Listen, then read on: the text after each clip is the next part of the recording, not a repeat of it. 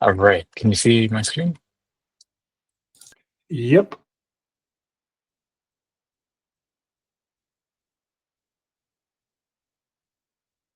Okay, good. If you could make slightly larger font, it would be awesome. Okay.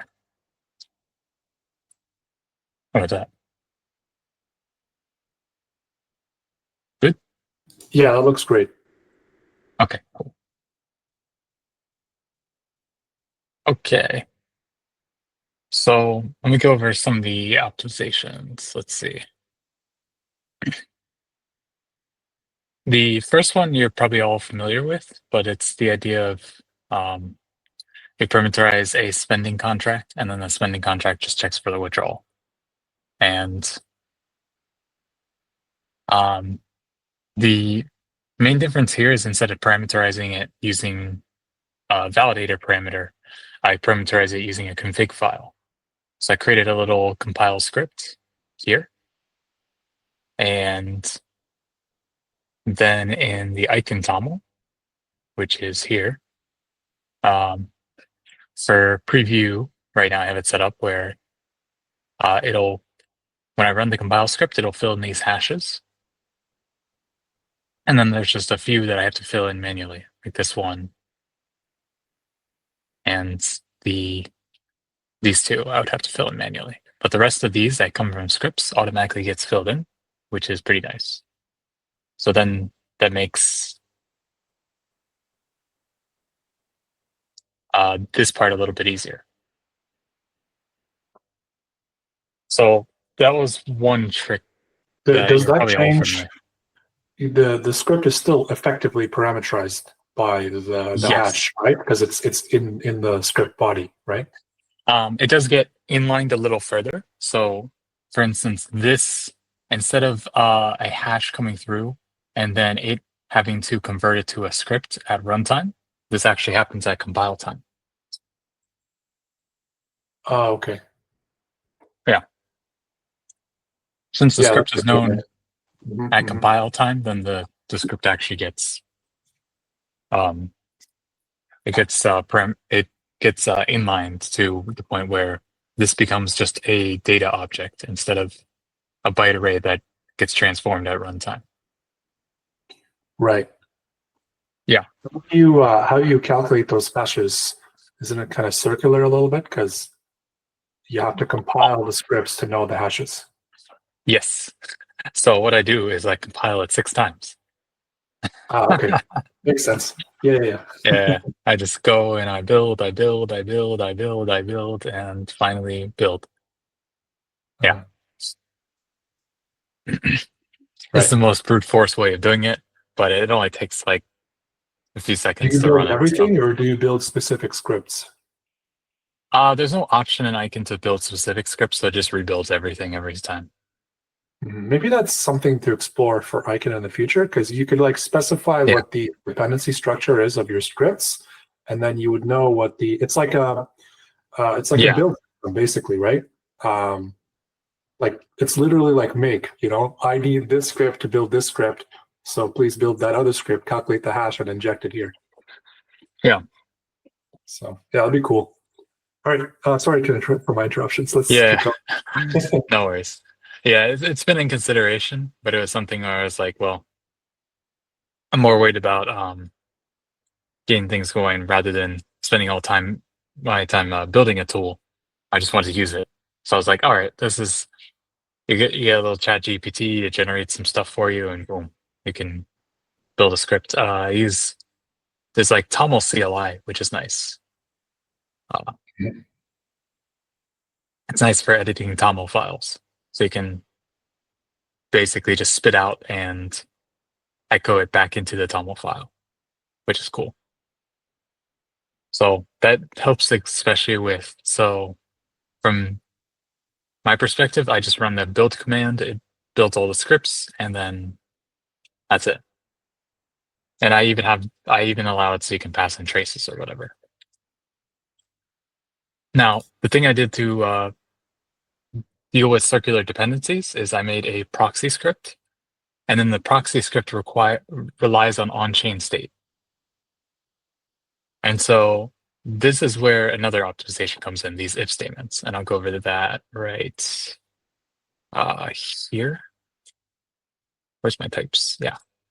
So here are my proxy actions. And in the script, rather than doing a when, I did an if. And this is something I'd like to add to Aiken at some point. But the idea is when you compare a object and a when, it's going to compare based on the constructor index rather than the whole entire object, which is usually what you want if your object has fields, because then you don't know what those fields are, so you can't do an equals comparison on the whole entire object. But the exception to that is when it's an empty object, like in this case, where each of these types, they don't actually hold any values. They're just used as a switch mechanism for, in this case, which other withdrawal script to check for. So this is a withdrawal script that'll check for another withdrawal script. So to emulate the behavior I want to add to Aiken at some point, I just use if statements. So you have the if it's this, this, this, this, and otherwise this. And this is basically what your when statement would turn into, including the else. Whenever you have like two constructor variants and you match on one and then you match on the other directly, it'll just put that as the else anyways.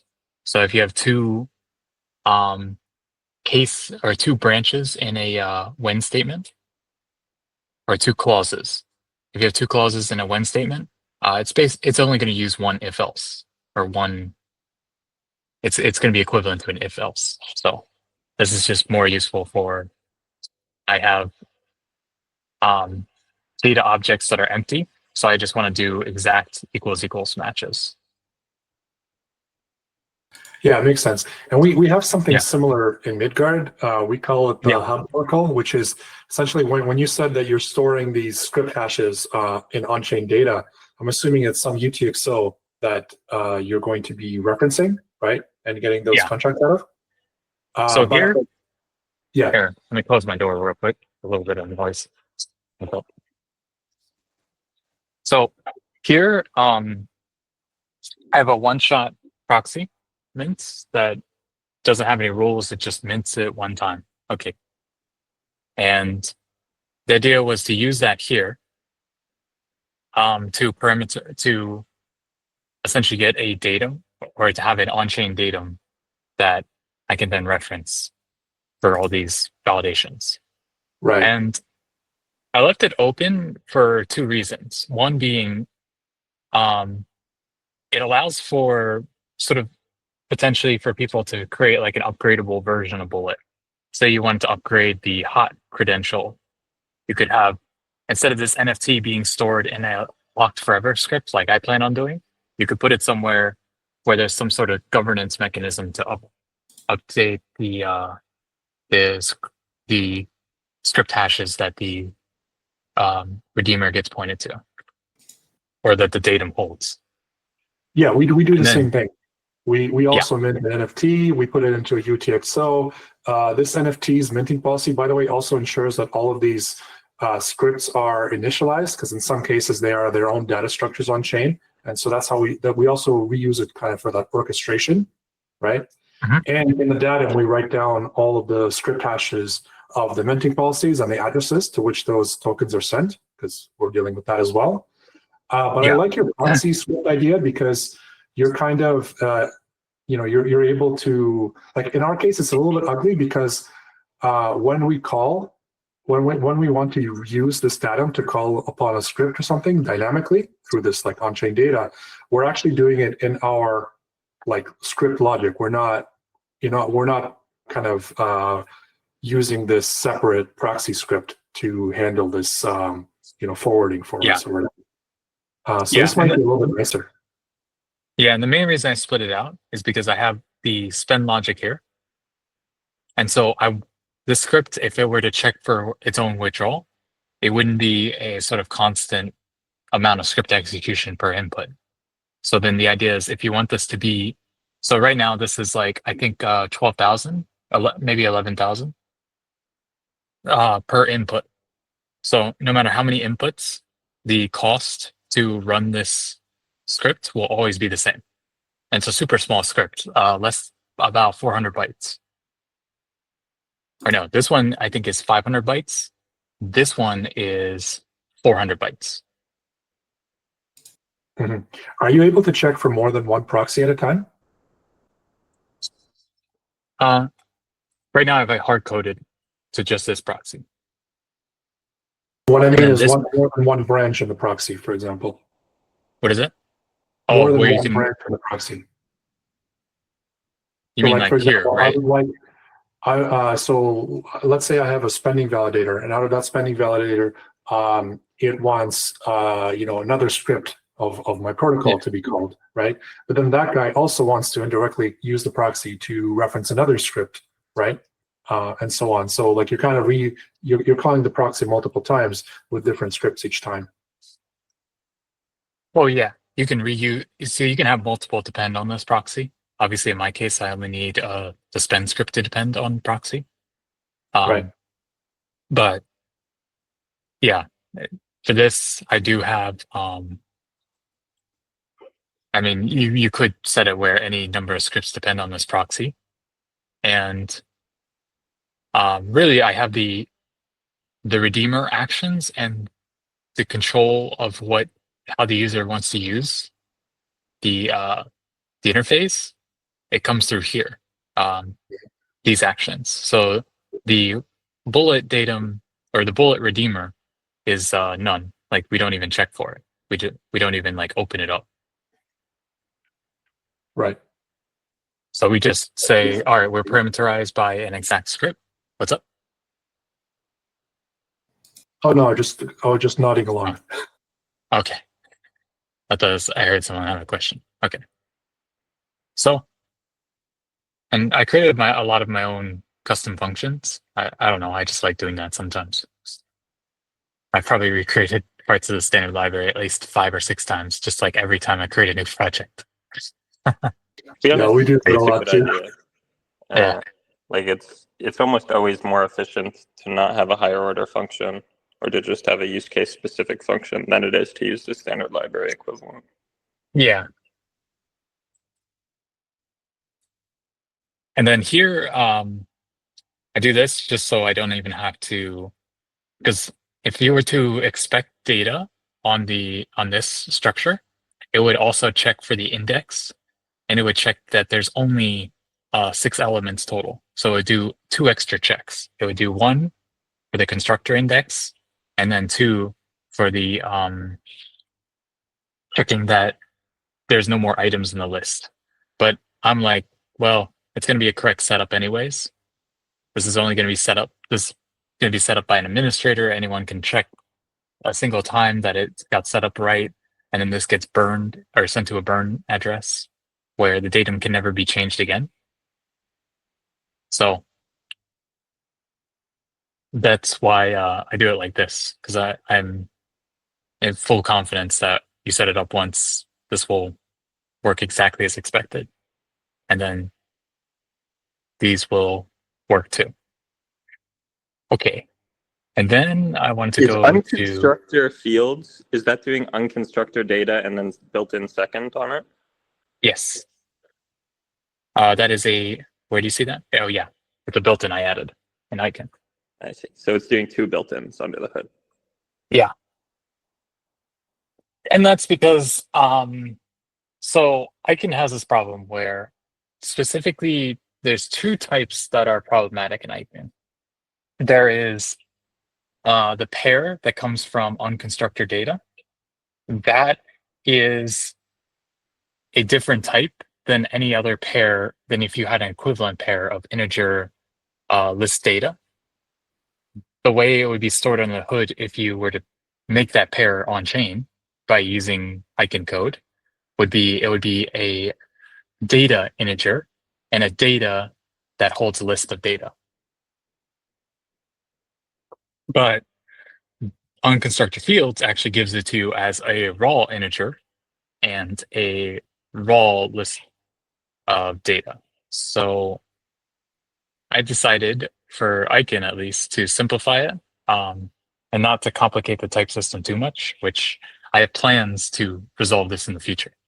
But those plans aren't today. So So I in the created this future, you're built-in. saying you'll be able to use the unconstructor data built in, which will just give you the pair, and then you can. You can use it today.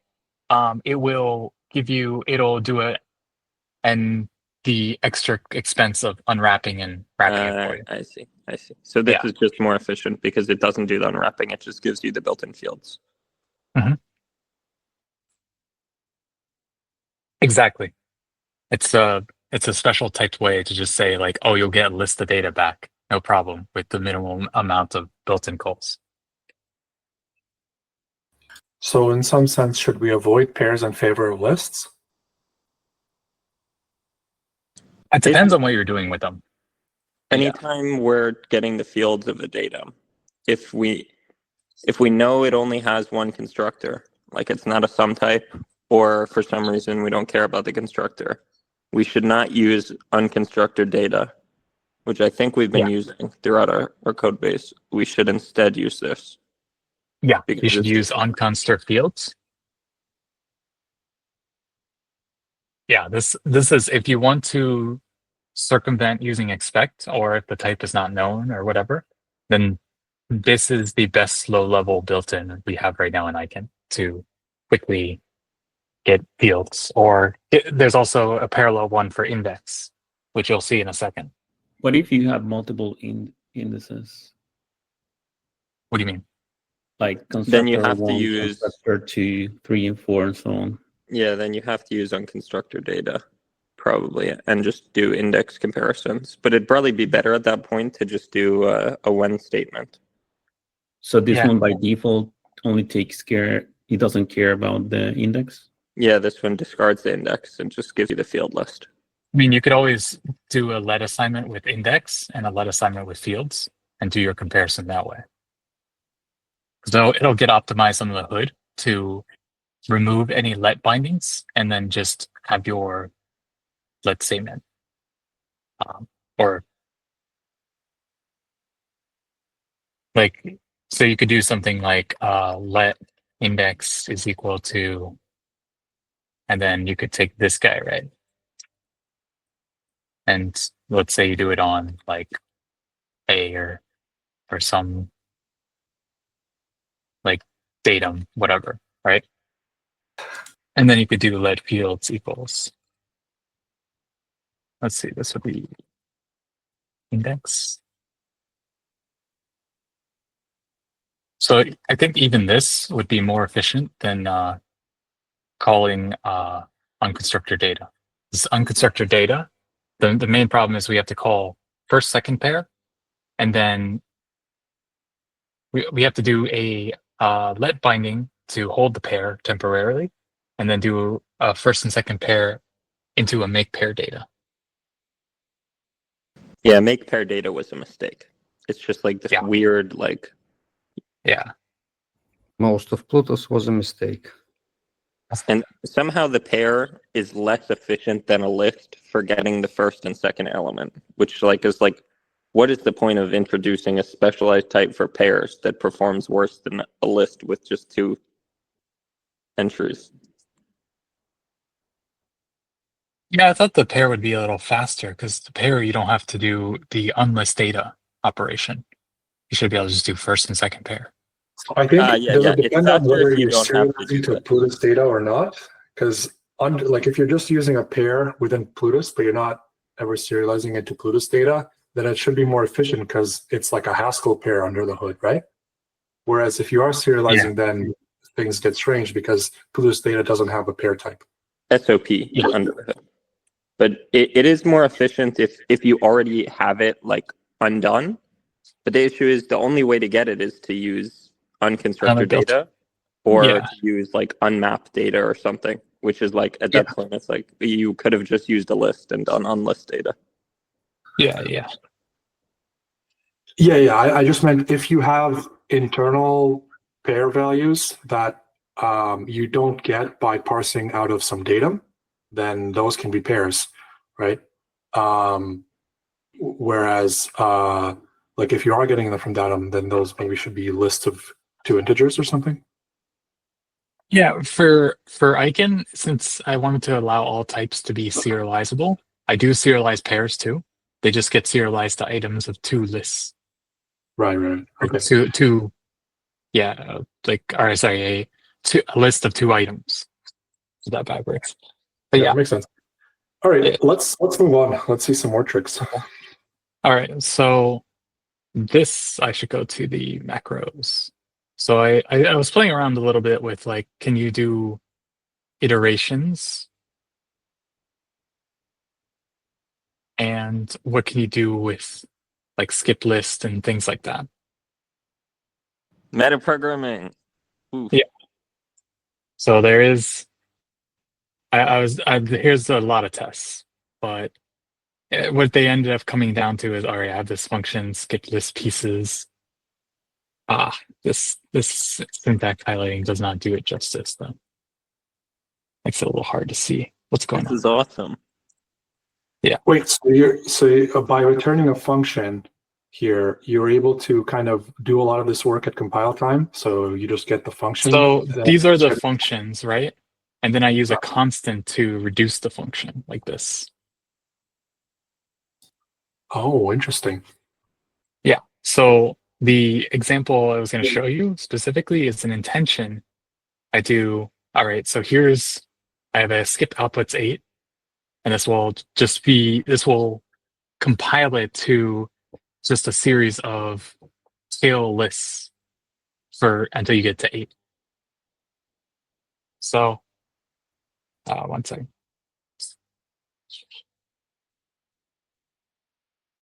This is so cool Yes. that you managed to figure out metaprogramming in Aiken without a metaprogramming system. Yeah. You With just compile time constants, you can.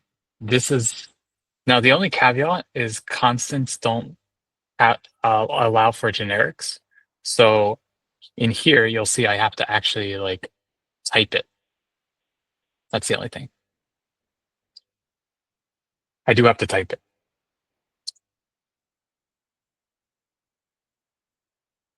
Have you thought about I mean, for inference of the type? time, like in SIG? Was that? Have you thought about having like a com time keyword? This is comp time. On straight is comp time. And all your constants are the same thing as comp time in Zig.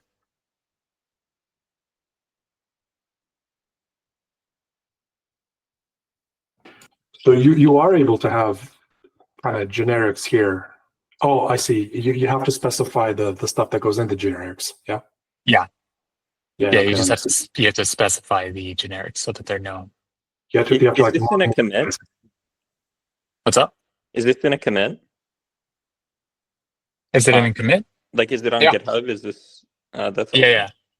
The only thing I changed here is I just made a new line. But yes, this exists in GitHub, and I can see I tried different iterations. I tried to see what was fast, slow, stuff like that. I compared it to literally just writing out built-in tail list however many times. And I have I did a bunch of tests here. Could you actually do this to parameterize your functions on each other? What is it? Remember earlier we were talking about you had the config for, Oh yeah, you could use the config to hashing. actually parameterize these. Yes, actually, you could.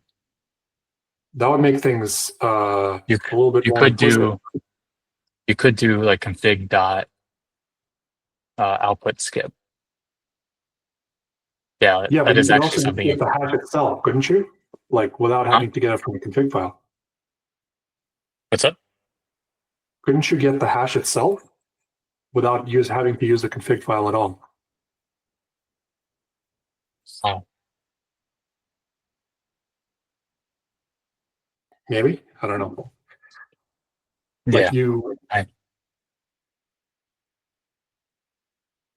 I guess if Aiken had an operator where you could take a function that was defined in some file and also calculate its hash as a constant, right? Then you could also calculate the hash of another function by feeding in the parameters to it, getting a, like Oh, a you mean if you could non-parameter. have validators be constants? I see what you mean. Yeah, We don't allow that. yeah. It would require a little bit more support, but it'd be more. It You would could instead. actually kind of do that, actually. Now that I think, like, yeah, you're right in that you can almost do that because you can, since this is just a single argument anyways, you could literally just take this whole function and put it right here. And then, yeah, actually, you're right. You could do that. Huh. This That's is a what good I trick. think, like it'll be nice to have like a comp time keyword. You just So replace this with that function. before compiling the Aiken code, the comp type keyword, and the compiler will already do this for you. Yeah. But yes. Is I think you guys are on point though. You could change this to FN and move this into a constant. You could do like constant equal like x equal blah, and then do the Blake hash on it after adding the extra bytes. I think. Hold on. No, you still have to. So create the Aiken code, but you wouldn't have it serialized. Yeah, you would have a function, and there's no way to serialize a function right now. Oh, there's no way to serialize within Aiken, yeah. That's kind of like And meta stuff that Aiken yeah, does on its own. So yeah, yeah, all you need Aiken is kind doesn't of allow. that, and then we'd be able to do the parameterization kind of implicitly in the source code Yeah, without having to use a config and a shell. yeah. If I can allow you to serialize the functions in constants, then yeah, that would work. But let me go back to this. So yeah, so it doesn't work right now just because you can't get the hash out of it. So Right. let's see. So you have the list skipper macro pieces. That's what I called it. And I had two functions. It would do iterate list and index and skip list. The idea here is this one's actually creating up a series of if-else statements so that you can, so the idea is rather than recursing however many times after you've skipped like 8 items at a time, now you're like, let's say you got 6 items to go. Well, rather than doing recursion for a single item 6 more times, I instead built it up where you have an if-else equal to the number of if-elses you need to guarantee you can cover the remaining items. So this is the code to do that, which is pretty neat. So this will guarantee that you'll always optimally combine with this. And then using these two together, this would mean that here you'll skip 8 items at a time using 8. And then you'll if else up to 7 times. Or maybe, yeah, it would be up to 7 times because the last time you can either get the list item or do tail list one more time.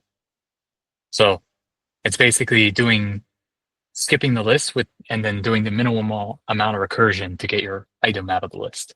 So this was a pretty neat trick that I came up with for Bullet. Mm-hmm. And then I made it a function because I use it in 2 places. And I wanted it to, let's see. Oh no, I had to make a function because I had to make it recursive, right?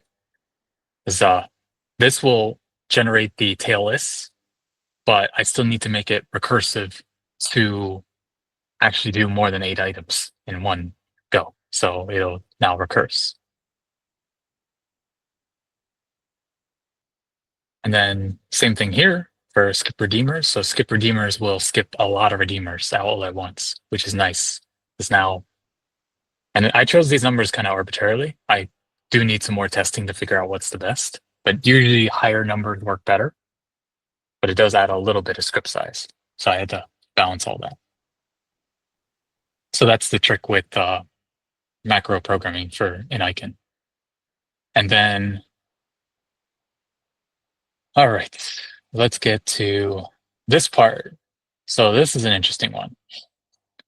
I do, instead of doing an expect, so I have a lot of possible constraints that come in, like possibly like 2 or 3 per intention. And we're talking multiple intentions, like 10, 20, maybe even 30 intentions. Then you're talking about possibly like 60 constraints. So I wanted to do the minimal amount of work for constraint handling. So here's like the type. So the idea is I match on the index, and that way I don't do an expect on the full structure. And the reason I don't do an expect on the full structure is because then I can expect on the exact structure and pull out the field all in one go. So rather than double, like expect will check the entire type to make sure it is the type you want it to be. So it'll check if it's not outcon nil, and let's say it was mint con nil as is your type. It's gonna loop through and check because there isn't like a case conster yet for data, not yet. Plutus V4, but until we get there, I have to deal with what we have today, which is the mistake of I have to do an if-else statement each and every time. And then on top of that, it's when we get to here, it's going to check, okay, these are the 3 fields. And then that's all.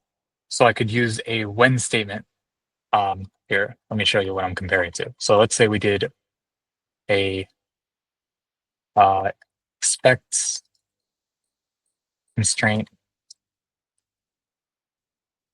equals constraint. And we made this a type of constraint.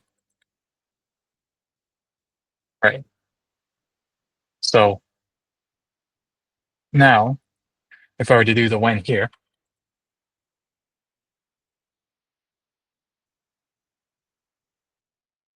and then we did like, let's say outcon nil, and all the way down to like mint on nil.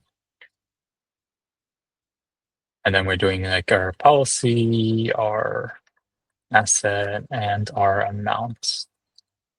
So say you had a bunch of above this and a whatever below that. So the problem with this is that you are going to check these fields as part of this expect here, and then you're going to then put these fields in scope here. So you will run across these fields twice. And I had an optimization plan for Aiken at some point for checking if you are using a built-in on the same var twice, to see if there's some way to unify that such that you only have to do it once and have it in scope. And I'm still deciding how I want to approach that. But for now, what's the workaround? Well, the workaround is pretty much to just check the index. And then if you still want the safety in the type system and not to do it, if you want to do it raw, you can do it that way. But this isn't that much slower at that point. It's just checking, all right, we're going to check the index, which you probably want to do anyways. It's going to recheck the index, which is not that much cost. It's not too crazy. But maybe I consider doing conster fields later. And then you're going to check how many fields. So in this case, only one. You're going to pull out that field. And I have that field typed as data here. So it's not going to do any checks on the structure of that. And it's going to immediately pass it to a function that handles that data and checks output constraints.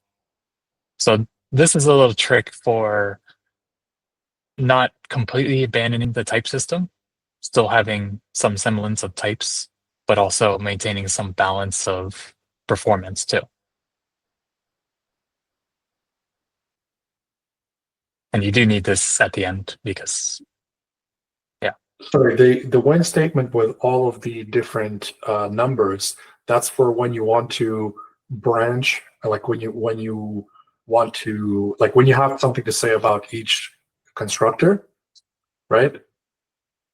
Yeah. So it's not a substitute for just an expect. I'm expecting this particular constructor, and I only need this. I only need to deal with this particular Yeah. constructor, right? Yeah. This branching The point ideal is is if you only had to deal with one constructor variant, then expect is the best here, or pulling out the raw fields is the best. When you have to deal with potentially multiple different ones, uh, um, this numeric style is more efficient than having when and like the constructor in the cases. yeah, like this. Well, why can't you optimize this in the code gen phase? It's Yeah, good. like I can. you sugar it, I guess. In this way. The problem here is when I do an expect, I don't know how you're going to use this variable. I make no assumptions on the usage of this variable. So I don't know if later on you're going to pull out the fields anyways. So in that case, for this expect alone as an isolated piece of code, I'm going to check the index and all the field values, and that there's only 3 field values. So I'm going to check that there's no more than 3 fields. I'm going to check that this one's an integer, this one's a byte array, and that this one's a byte array. But if you see what I'm doing here, when I go down to mintcon nil, I'm pulling out the fields here and then immediately using them. So the So it's expect here is wasting a lot of potential computation when I need to just immediately use it anyways, because Aiken handles each line of code in isolation. And the idea I had was to have a better semblance of, well, Aiken has some awareness of how you're using your values, and thus what needs to be checked by the expect versus what can be left to be automatically checked in the process of running the code below. So you're saying And that obviously, the pattern real matching quick, doesn't short circuit. Yeah. yeah, well, the pattern matching doesn't check ahead to see if you're already doing some doesn't check ahead to see how you're using the value. So if you're using a value here in this case and like pulling out the fields, well, you're going to run unbdata the built-in on these fields anyways. So now you're just doing it twice. You're doing it once to check the type, and then again down here to put the value in scope. So you're calling 2 unbdatas on the exact same item. Mhm. So the goal there would be to have Aiken have some awareness of, oh, I have a value in which I'm calling the same built-in twice on. There's no need to do it twice because it's guaranteed that if the index matches, that it's going to call unbdata on it here.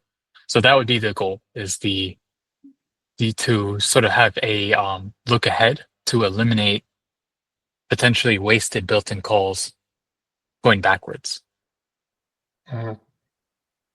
So it'd probably be something where you'd start from the end of the list of opcodes that you're like for the intermediary representation. You start from the end and you see what opcodes are being called on different values, and then you create a dictionary list, and then you eliminate ones that you wouldn't need, because where that value gets used, it would have to be calling those same value. It would have to call like unbdata here anyways, or here, I mean.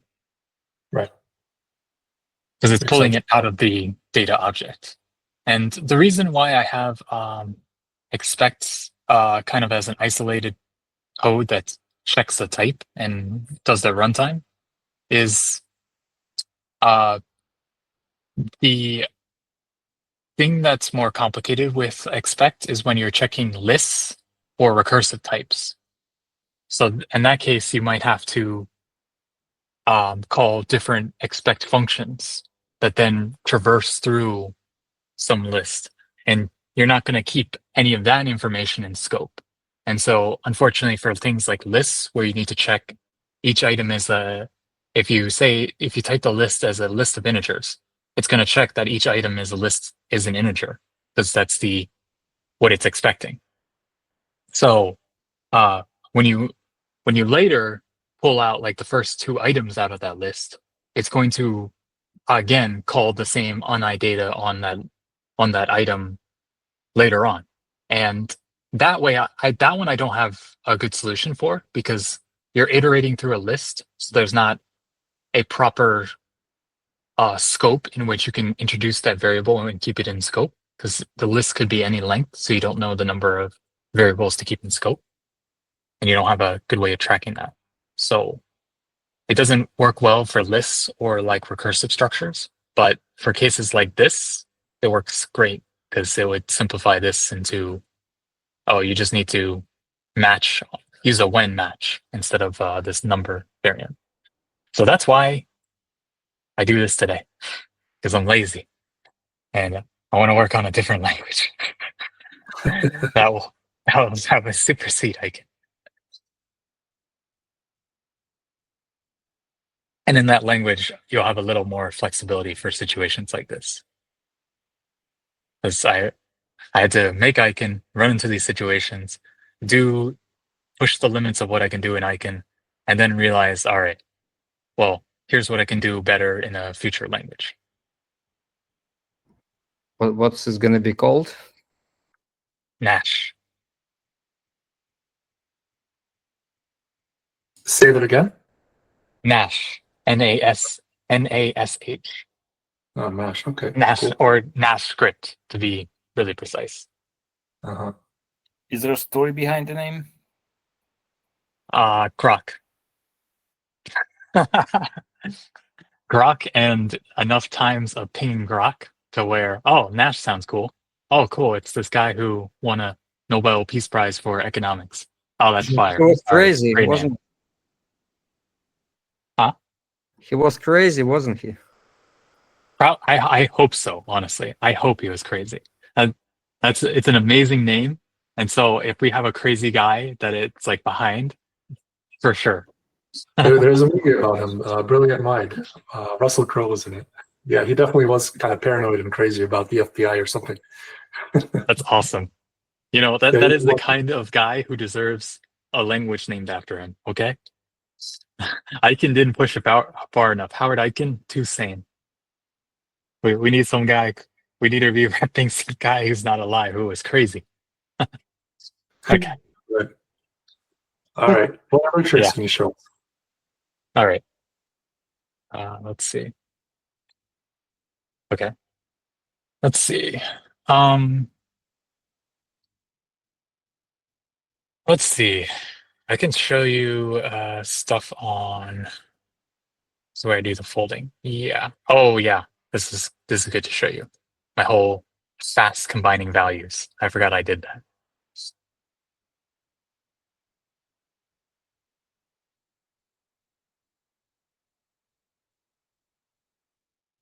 So I did have a fast way to combine values, and it's just basically without the options, and it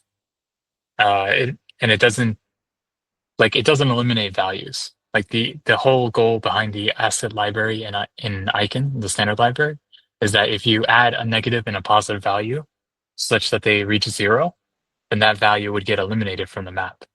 This does none of that. This just says add, and that's it.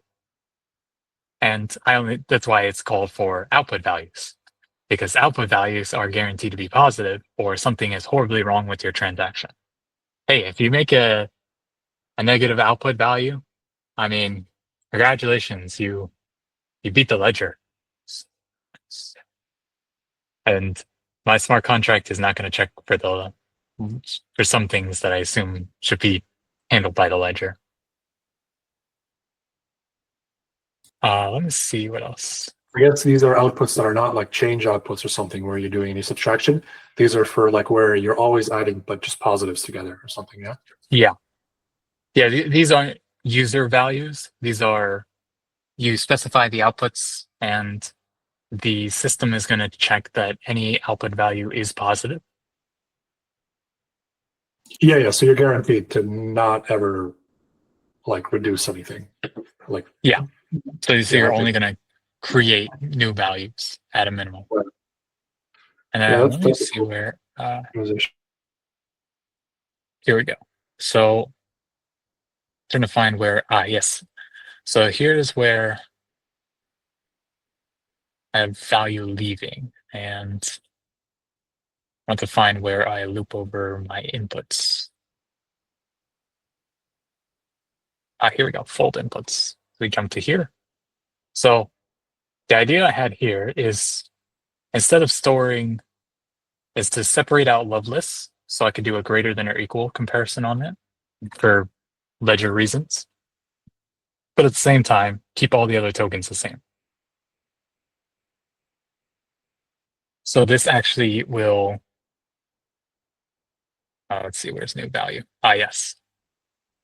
So you have, I extract out the Loveless,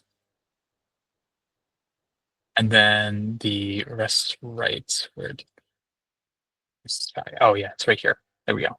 So yeah, here it is. So I extract out the actual Loveless amount, store it as an integer, and then I get the rest of the values, keep that as a map essentially, and then I combine natural values because they're inputs, so it's expected to be positive. And I'll show you what I do for outputs. I actually do something else for outputs, which is even crazier. I could strain how you can put values in the outputs, and I'll tell you why in a second. But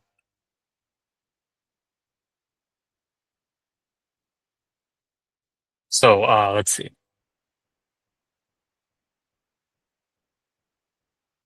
Here I am doing so I combine the natural values leaving. Let me go to that function. Here we go. So this is, you don't have any Loveless, so you can, it's a pretty basic like pull the value out, and then if the value, all right, I decided to use functions here. So I have a do insert right, where I check is the left actually like empty or not, or what is it? Yeah. Oh yeah, I set up this function to run because I wanted to condense the code a little bit. So I set up a function to run for next, and then I have like when left is empty, then you just need to fill in the values from the right. And the values from the right are, I take out the key. Instead of doing the value, I just take the whole pair. That saves me a step later. And then left is all the pairs on like what you're comparing from like the new input. And then rest is all the values from the accumulated values from what you've done for the inputs so far. So we're going to do our comparisons here of like, is it less than this byte array? I only do undo data where necessary. And yeah, I even do like equal signs on these. This one actually, you know, the difference between converting something to data and taking something away from data and converting it to a byte array and then doing the equals byte array, it's like basically the same cost. So I could honestly switch this here. But yes, I even have an equals function, which I pass in. And that's where I do this whole, I pass in a function when they're equal, which then calls do insert right again, which again gets passed in a function to do what they're equal, which eventually just adds them. So this deals with, okay, you have policies. Inside of here, you're dealing with asset maps, and inside of here, you're dealing with integers. So I created this sort of complex, but not too crazy function for dealing with inputs, which is it'll add inputs might have any ordering, so I can't expect anything for the values. Now, what I did for outputs, that's a little crazier because I assume that if you're going to have, in fact, let me go to my tests. So I assume if you're going to combine something from the left and right side, that the left policy will always be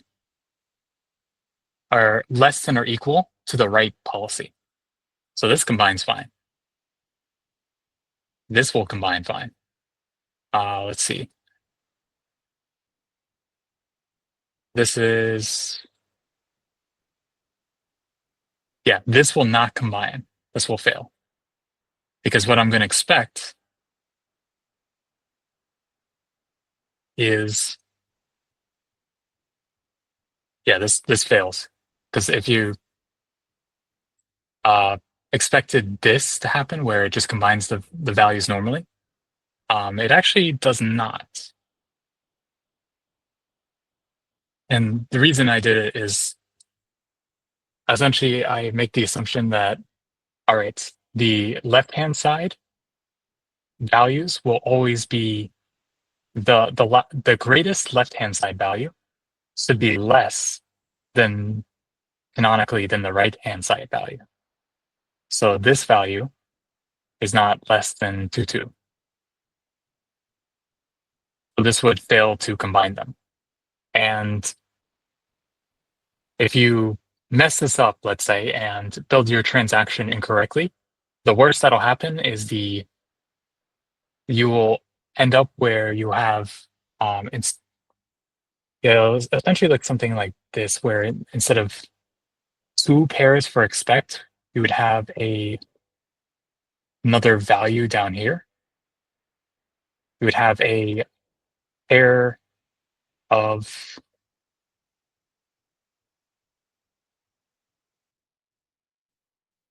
1, 1, 1, 1, 1, 1, 1, and you'd have another pair below that for 2, 2, 2, 2.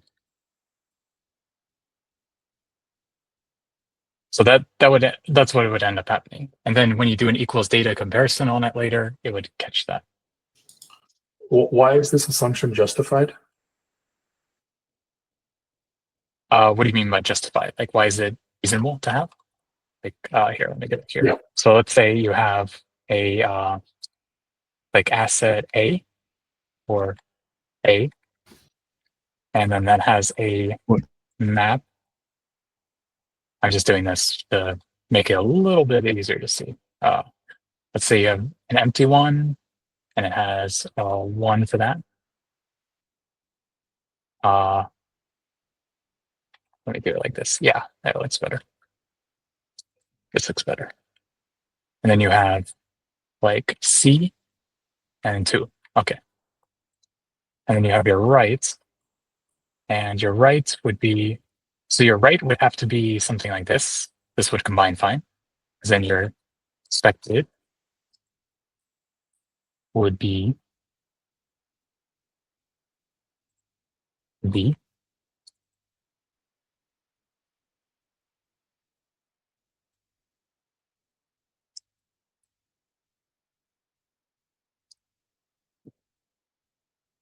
So this would combine fine. But let's say this was instead A.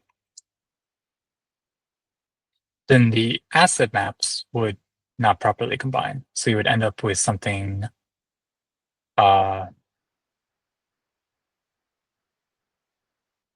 you'd have this.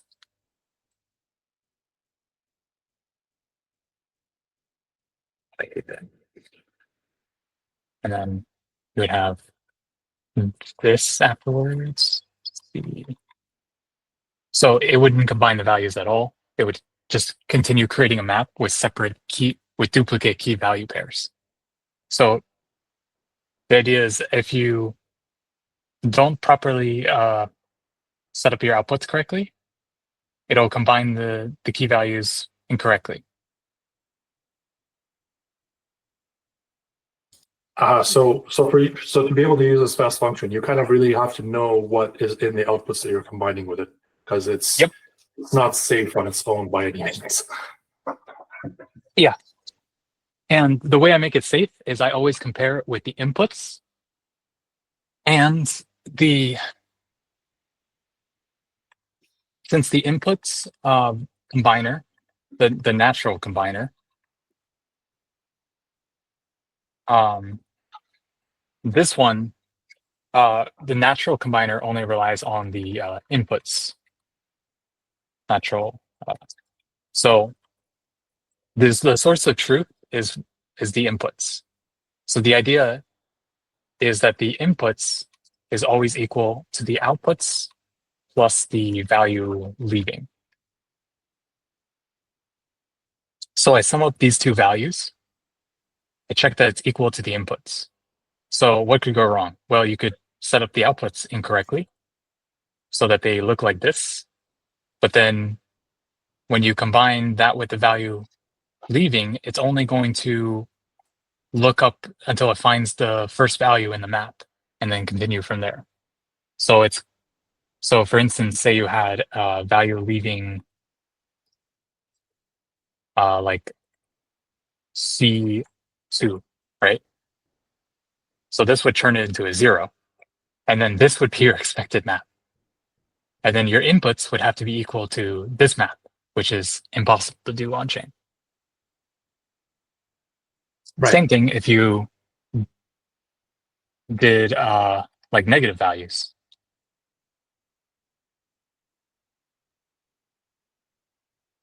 Or sorry, that would be 4, I think. It would make this 4. But if you did negative values, it would make it 0, for instance, or even negative. So you can put negative values for value leaving, and it would make negative and you can make negative values essentially in your this would be like your actual.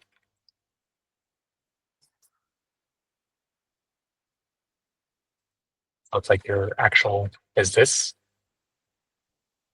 So this is the comparison we're doing. So we have our expected value of what you should get, and it has to be an exact map with no duplicate keys, no negative values, no zeroed values.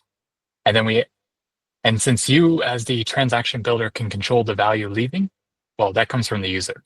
So you can choose which value leavings you use from the user, and you can control as a transaction builder the output structures. Well, we can expect that you're going to make a combination of using the proper value leavings along with the outputs for this is for one user, by the way, for one intention user. So for each intention user, we have to sum up the inputs, which is the expensive part of this protocol. So we have to sum up the input values for that specific user, ensure that the outputs, the change outputs, it's a certain set of outputs. So the change outputs for user is plus their value leaving is equal to the user's inputs. And as long as this is equal, then we can know that no value has been stolen from the user, that all the values accounted for. The only caveat is I do make ADA comparisons greater than or equals. So actually for user ADA, it's greater than is less than or equal to actual data. So for the token map, I do it exactly, comparisons. It has to be equal comparisons. For the ADA, I just expect that there's more ADA or equal to ADA, which is fine. If you want to donate ADA to someone, that's okay. You can only end up with more ADA, but you can never end up with more of any other token. Which is good. I mean, they can always create an output, a separate output that's not a change output to you. And then that output is extra value for you. And there's nothing I can do about that. But, that's not a big deal. Yeah, it makes sense. You can also just send someone ADA or whatever token you want in any transaction. How do you think I have so many scam tokens? So, yeah. So that's the idea here is I craft the correct, I make the output value function, combining function, super risky, like probably the riskiest thing. But I just make it in terms of like, okay, I can always assume that the left is going to be less than the right. And if I'm combining values like this, then the left just gets appended onto the right. So then we append it, and then we have a, of course, yeah, the left would get appended onto the right. So it'd end up looking like that. And then we just append here. So that way you save the operation of having to even unravel anything on the right, other than like the peeling off the first item. So on the right side, we only have to peel off the very top item. On the left side, we have to potentially peel off as many items as there are in the list, but you only have to do that once per output.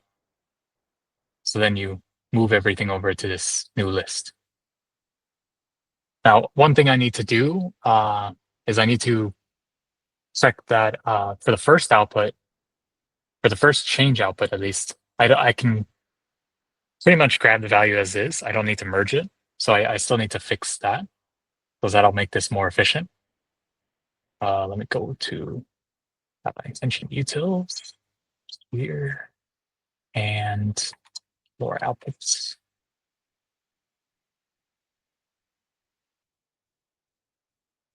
So here's where I folder the outputs. Here's where I deal with nonces.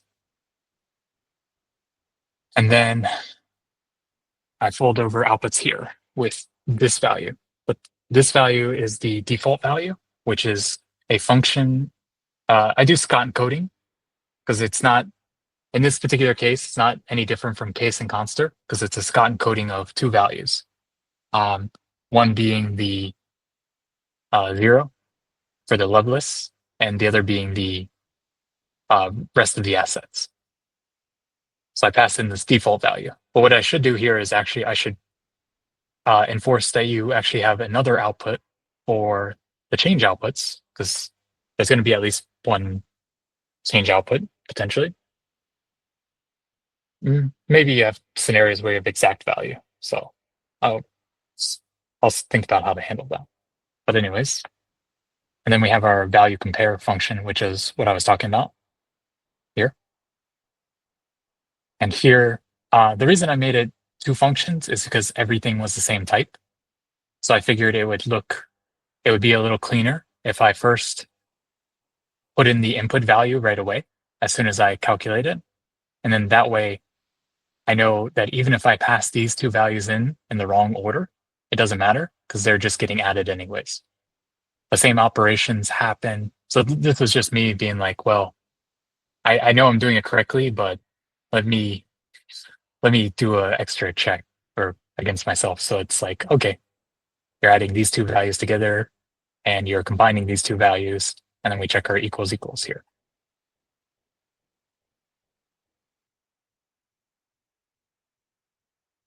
Yeah. So this was the most complicated thing I did with around value. And if we just had better asset maps on Plutus, I wouldn't have to do any of this. But we don't. So I really make it difficult for the transaction builders to build change outputs. But really, all that ends up being is just like a particular algorithm to shove tokens in a certain ordered way into your outputs. So it's not too big of a deal. Well, yes and no, right? Because that means that they have to use your particular algorithm to create the change outputs for this particular thing, which also limits potential interoperability with other dApps if they want to, have a transaction that does this but also does something else, right? Well, it's only for the change outputs. It doesn't limit any of the other outputs, and it only, like, for me, I understand as like change outputs are the least important in terms of overall transaction information. They're just the remainder and UTXOs to split the remainder. And honestly, in most cases, you would probably only have one change output, so it wouldn't really matter. There are some scenarios, and that's why I have this algorithm, so you can at least split them up further, but without incurring too much cost. Mhm. But yeah, okay. Makes sense. Yeah, I think that's it for me. I'll see if I have anything else. This was definitely a more intense one that I did, and I still might change parts of it as I go through and actually put Bullet through the ringer with Dex Hunter, because I'm having Zada integrate all this stuff. And boy, is he in for some fun surprises, because I haven't told him about this yet. Yeah. I think this last example is fairly specific to your use case. Yeah. If anyone But was it might be trying to- useful for Midgard in terms of if you have lots of values to combine. At the very we could least, definitely the go. idea of separating out, like perhaps you don't want the output values, that's fine. But you could probably make use of the natural values function, which doesn't make any of those assumptions. Only assuming that there's positive values, and that's pretty well enforced on chain. Yeah. No, I love the idea of having a specialized function that adds up values that only come from one side of a transaction. I think that's it's a wonderful Yeah. optimization. What makes me a little bit concerned is some of these like gotchas that we have to watch out for. That some of them Yeah. seem to be specific to your particular use case. That Yeah. the same assumptions don't necessarily hold in our application or other applications. So the generalizability of this technique is, you have to apply a lot of caution so you don't shoot yourself in the foot. Yeah, Whereas some of that's the other definitely true. tricks are more directly, you just, kind of copy and paste almost into your code base without thinking too much. Yeah, that's true. I don't think the rest of what I did here for the constraints is really applicable. It's not. I didn't really use any too many nifty techniques here. No, just some basic stuff. Yeah. So the rest of it, what you might find neat though is I do have a for the constraints, I do have a temporary value that that gets used from the previous constraint. So it's like each constraint either returns a value or nil, and then that fills the temporary value. And perhaps for the nil, and perhaps for the nil, I might change it so that it just accepts previous value. So then it'll start with either none, essentially. And then if you fill in the value, it'll remain the same across constraints until you replace that value. I think that's fair.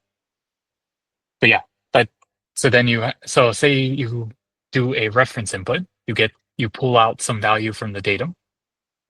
You can store that here, and then you can use it for an output.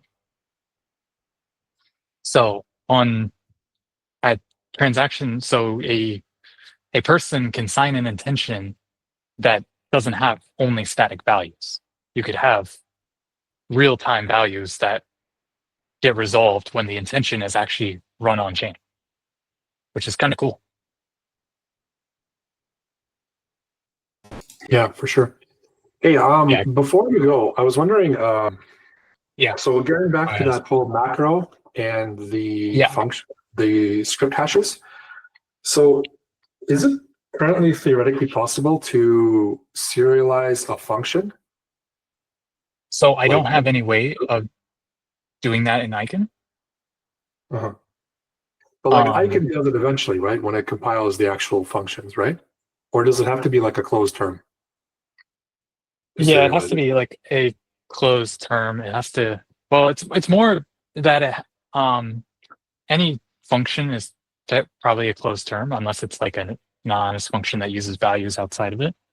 But like for constants, that wouldn't be an issue because constants don't have any outside awareness of scope. Right. So theoretically, Aiken itself has the ability to serialize functions. It just doesn't expose that capability to like Aiken source code, right? To invoke. yeah, you wouldn't be able to do it on chain, at least, because No, and on that's, and we're chain. not looking to do it on chain. But what I mean But yeah. is, in the Aiken source code, right, you could define a constant that has the serialization of a function and also the hash of that function, and then use that hash to feed it into another function and then serialize and hash it. Kind of bringing us back to that pattern from like the old Plutus days where they used to do that as well. Yeah. Right? Yeah. You could so it could do that actually, because I think, let me think. Yeah, I do. By the time I run constants, yeah, I'd say it's doable. It would require some other tricks to change codegen a little bit, but yeah, it's not like unreasonable or like impossible. It's just requires like probably some time to sit down and do it. But anyways, Yeah. all right. All right. Thanks a lot, Casey. Okay, guys. I'll Cheers. catch you later. Yeah. Peace.